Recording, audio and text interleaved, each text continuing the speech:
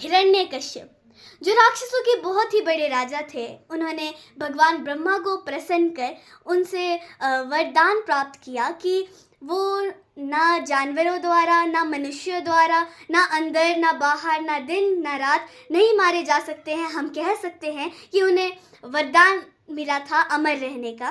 तो इसी वरदान प्राप्त कर वो बहुत ही अहंकारी हो गए, उनमें काफ़ी ज़्यादा घमंड आ गया और वो लोगों के साथ अत्याचार करने लगे और वो कहने लगे कि मैं स्वयं भगवान हूँ तो मेरी पूजा करो। तो जो उनकी बात ना मानता तो उनके साथ भी अत्याचार करते थे, उन्हें मार दिया जाता था।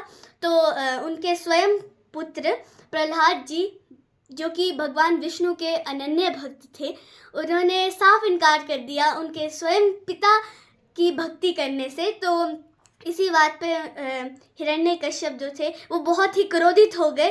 तो क्रोधित होकर उन्होंने अपने पुत्र को भी, जैसा कि उन्होंने कहा था कि जो मेरी पूजा नहीं करेगा उसे मार दिया जाएगा, तो उन्होंने अपने पुत्र के साथ भी यही किया। उनके साथ कई बार सांपों से डसवाया, कभी छत से नीचे फेंका, खौलते तेल में फेंका, बहुत षड्यंत्र रचे गए, लेकिन उसके बाद भी उनका बाल बांका तक नहीं हुआ।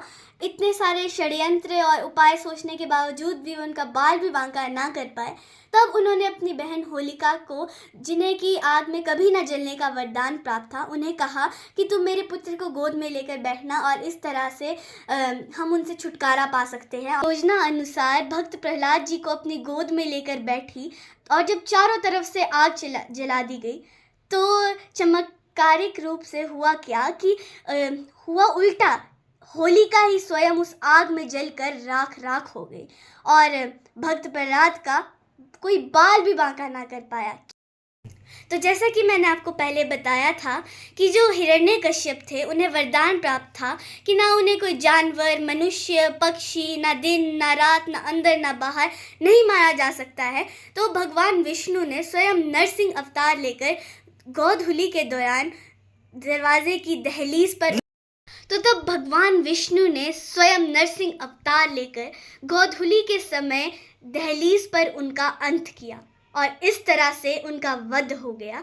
और इस कहानी से हमें ये सीख मिलती है कि हमें हमेशा सच्चाई का साथ देना चाहिए, ना कि बुराई का। तो होलिका को वरदान प्राप्त होने के बावजूद भी वो उस आग में राख राख हो गई। और जहाँ तक बात रही भक्त प्रहलाद की, वहाँ पर भगवान विष्णु ने स्वयं उनकी सहायता की, क्योंकि जो अच्छाई का साथ देता है भगवान भी उसकी सहायता ज़रूर करते हैं। और जैसा कि होलिका बुराई का साथ दे रही थी तो उसके साथ भी स्वयं बुरा ही हुआ। तो तभी से होली त्यौहार का शुरुआत हुई और तब लोगों ने इसी खुशी में एक दूसरे को रंग तथा गुलाल लगाकर इस खुशी मनाई और तब से माना जाता है कि होली त्यौहार का आगमन हुआ।